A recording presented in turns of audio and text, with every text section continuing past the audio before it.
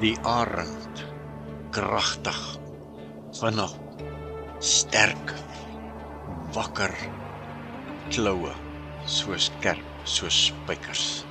Pragtig om so 'n gewig net mee weg te vlieg. Die arend deel 2. Die arend is een van die mees kragtige simbole in die Bybel. Hierdie majestueuse voël word gebruik om diep geestelike betekenisse oor te dra, soos God se krag en beskerming oor 'n volk, maar ook oor my en jou persoonlik. Hierdie geestelike gedagtes het geestelike betekenisse in die lewens van gelowiges. Die arend deel 2, net een lewensmaat. Arende skei nie soos baie mense nie, nee. 'n Arend toets eers sy lewensmaat voordat hulle paar. En dan bly hulle lewenslank getrou aan mekaar. Baie Christene maak die fout om nie seker te maak voordat hulle 'n lewensmaat kies nie, nê, en dan skei hulle sommer net. Ja, God leer ons ook om lewenslesse by sy diere te leer. Ek hoor byvoorbeeld daar in Job 12:7, vra tog vir die diere, dat hulle jou leer, en die voëls van die hemel, dat hulle jou te kenne gee. Kyk na die diere en leer van hulle. Arende skei nie, hulle los nie hulle God gegewe lewensmaat nie. Baie Christene skei, hulle vergeet sommer hulle beloftes wat hulle voor God gemaak het, nê. Hoe ontmoet en besluit arende op hulle lewensmaat voordat hulle paar? 2 arende sien mekaar. Nie een het 'n lewensmaatjie nie. En 'n proses begin om te sien of hulle lewenslank saam as een sal en kan wees. Hulle onderwerp die een aan die ander met sekere toetse. Die wyfie neem 'n tak, 'n redelike groot tak, en dan vlieg sy die lug in. Baie hoog die lug in met hierdie tak. En die mannetjie moet die heeltyd bokant haar bly tot sy die tak laat los, en dan kom die mannetjie en hy moet afduik en hy moet die tak vang voordat hierdie tak die grond tref. Die wyfie herhaal die proses met 'n groter en 'n swaarder tak en los dit laer as die volgende een. Weereens moet die mannetjie afduik en die groter, 'n swaarder tak vang voordat dit die grond tref. So maak die wyfie dit al hoe moeiliker vir hom met 'n al hoe swaarder tak en al hoe nader aan die grond waar dit gelos word. Hierdie proses word 3 keer gedoen en so moet die mannetjie die tak elke keer vang voordat dit die grond tref.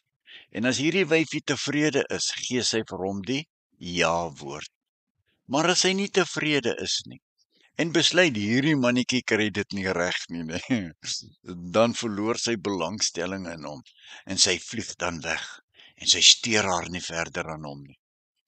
Maar as hy die toets geslaag het en sy gee hom die ja-woord, dan vlieg hulle albei saam baie hoog die lug in.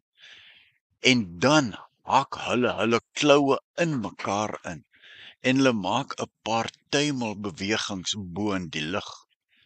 Indien hulle hierdie ritueel gedoen het, wat 'n skouspel is, los hulle mekaar nooit weer nie. Arende het net een lewensmaat. Hulle paar nie met ander arende nie. Die huwelik is dieselfde. Die man is bedoel vir een vrou en nie vir verskillende vroue nie, en andersom. God het ons so gemaak, en met 'n mens se troue bevestig jy voor God, jy sal nie van hierdie man of vrou skei nie. Dus, ons leer by die arend, een maat, lewenslank. Ja, dis 'n mooi verhaaltjie, nê, maar wat ek en jy ook in ons lewens kan toepas.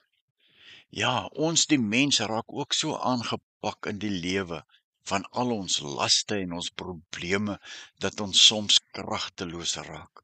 Ons voel vuil en belas en wil vlug na die berge. Maar Jesus het 'n antwoord daarvoor. Hy sê, kom na my toe, almal wat moeg en oorlaai is, en ek sal vir julle rus gee. Kom na my toe, Waar is hierdie plek wat Jesus sê, kom na my toe? In jou binnekamer. In jou binnekamer. Daar kom jy naak tot stilstand voor God, waar jy jou laste afskuur en alles afpluk, wat jou so belas en kragteloos maak.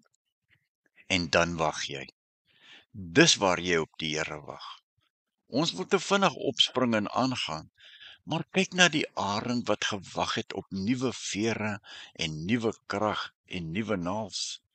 Die Here wil jou toerus met nuwe krag en hoop, om in vryheid vir hom te kan leef, nie in 'n gevangenis van laste en van sonde nie.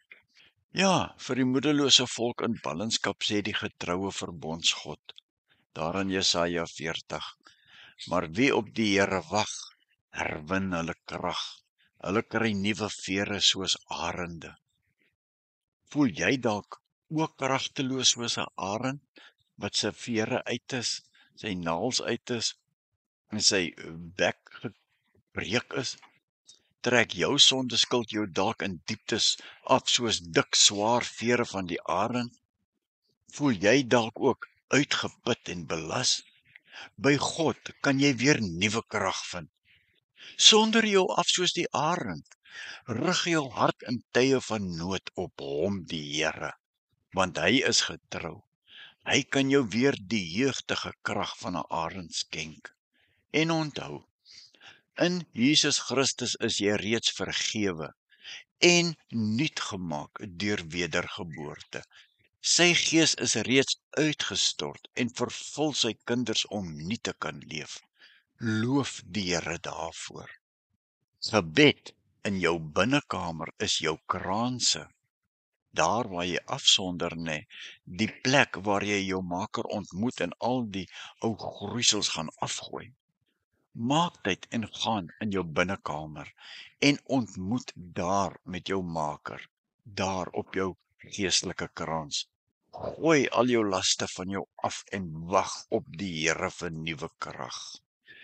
Ja, seën, vrede en genade vir jou geliefde kind van God, vir wie God so lief is, en van die Here Jesus Christus, wat ons sondelas op hom geneem en gesterwe het, ja, en ook van die Heilige Gees, wat dit in ons harte vasanker.